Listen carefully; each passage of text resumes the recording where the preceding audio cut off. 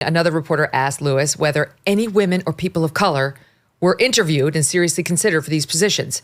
A question that prompted applause. Yeah, there's got to be a more qualified female or person of color. Look at these guys, so pale and so penisy.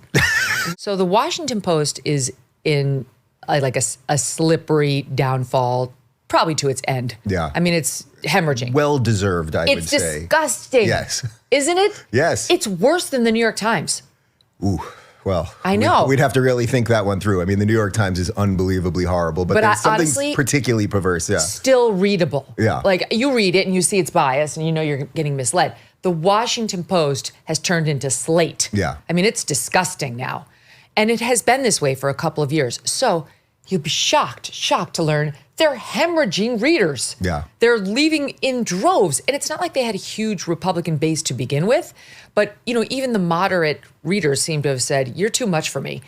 Even I have said that. And I'm in news and get paid to consume it. I'm like, you're too much for me.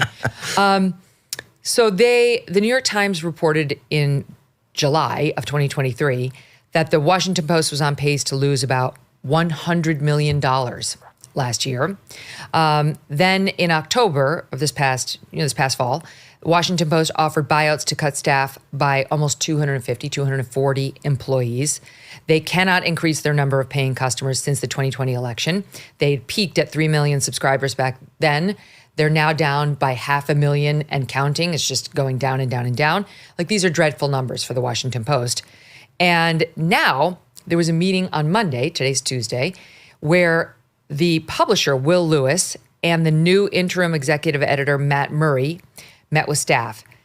And they got rid of the Sally Busby, who had led the paper for the past couple of years, and made a shocking announcement. Okay, guess who's coming in to lead the paper? Oh, I actually don't know. Count them. Not one, not two, not three. 4 white men. Oh, God.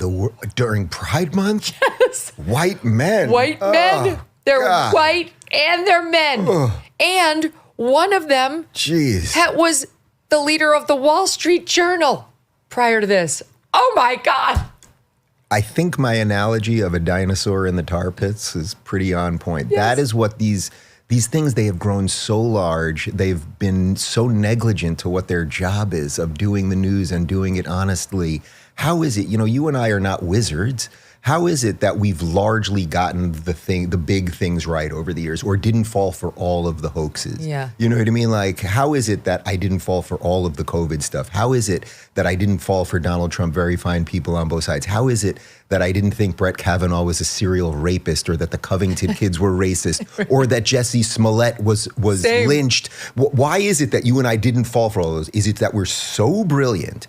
Or is it that the media lies about everything, and then once you see it, you've peered behind the curtain, then just know it.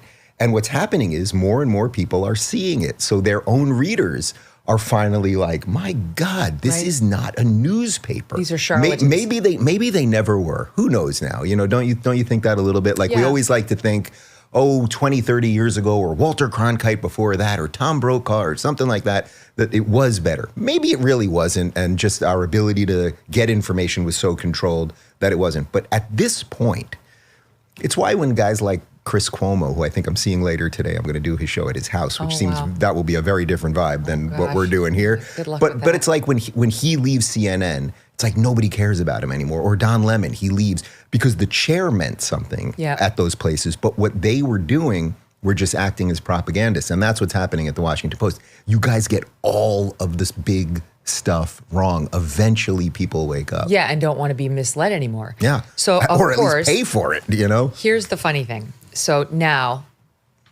they're bringing in the most competent people. That's their explanation. White people. White men, my God. That's how desperate they are. And of course, they're having a revolt. Yeah. Right? The Washington Post staffers are outraged. First of all, the New York Times scooped the Post on this story. They got their story up before the Washington Post got its story up about its own reshuffling, which is kind of fun. Yeah. And the reaction by one reporter at the meeting to finding out 4 white guys were going to be leading the Post now was, everyone was shocked with your email last night. The reporter suggested the most cynical interpretation sort of feels like You chose 2 of your buddies to come in and help run the Post, and we now have 4 white men running 3 newsrooms. This guy, Lewis, admitted it's not great and vowed to do better going forward. What about women? Later in the meeting, another reporter asked Lewis whether any women or people of color were interviewed and seriously considered for these positions. A question that prompted applause. Yeah, there's got to be a more qualified female or person of color. Look at these guys, so pale and so penisy.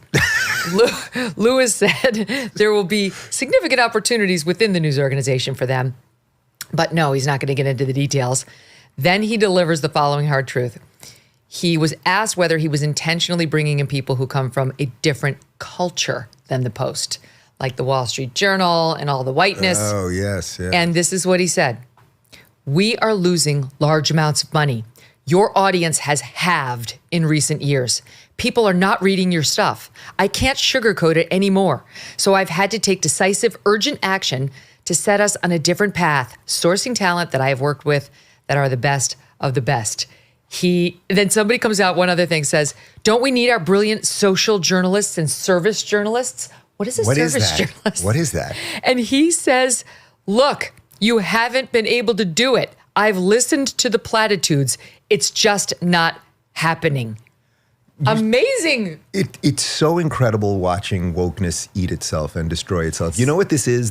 Did you see the video? I'm sure you saw it a couple days ago I think it was at Philly Pride, where the Hamas supporters got in it with the gays at an intersection. And it was like, oh, this is the end of intersectionality. We'll end at an intersection. And this is the same thing. It's like, you guys went woke, so the newspaper starts basically pushing leftist propaganda instead of truth.